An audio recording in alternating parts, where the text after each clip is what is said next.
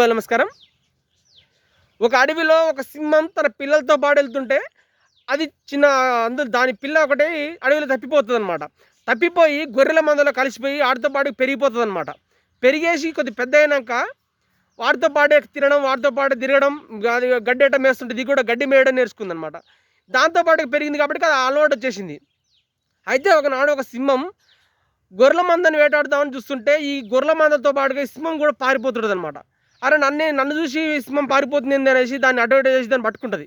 పట్టుకొని నువ్వే నన్ను చూసి పారిపోతున్నావు అంటే, మనం నన్ను తినేస్తావు, నువ్వు ఒక సింహానివి, నేను గొర్రెని, నన్ను తినేస్తావు అనేసి భయపడతా ఉంటూ మాట్లాడుతున్నాను అనమాట. అరే నువ్వు సింహానివి, నువ్వు గొర్రెవు కాదనేసి ఎంత చెప్పినా కూడా వినదు అది. ఎందుకంటే అది చిన్నప్పటి నుంచి కూడా దాని ఒక మాయలో పడేసి, గొర్రెల మాయలో పడేసి ఆ గొర్రెల విధంగానే ప్రవర్తించడం నేర్చుకుందనమాట.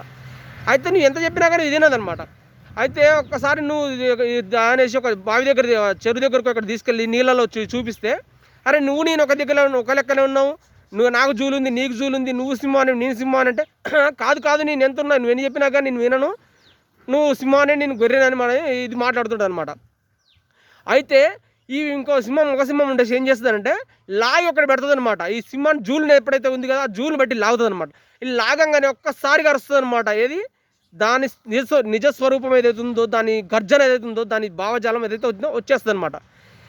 అదే మాయలో ఇప్పుడున్న హిందూ సమాజం కూడా సెక్యులర్ అనే ఒక గొర్రె పోకడంలో పోతున్నారు. సెక్యులర్ అంటే ఏందో కాదు, హిందువులే అసలు సెక్యులర్ అంటే హిందువులు సెక్యులర్లు కాబట్టికే ఒకడు 100 కోట్ల మందిని ఊచకొత్తకు వస్తూ ఉన్నా కానీ సైలెంట్గానే ఉన్నారు.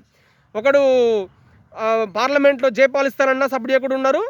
శివుని ఫోటో పెట్టుకునేసి ఏది పెడితే అది నోటుకొచ్చి మాట్లాడినా కానీ సపోర్ట్ చేయకుండా ఉన్నారు. కాబట్టి హిందువులు సెక్యులర్లు. అటువంటి సెక్యులర్ హిందువులకి ఈ దేశం సెక్యులర్ అనే పదం అవసరం లేదు.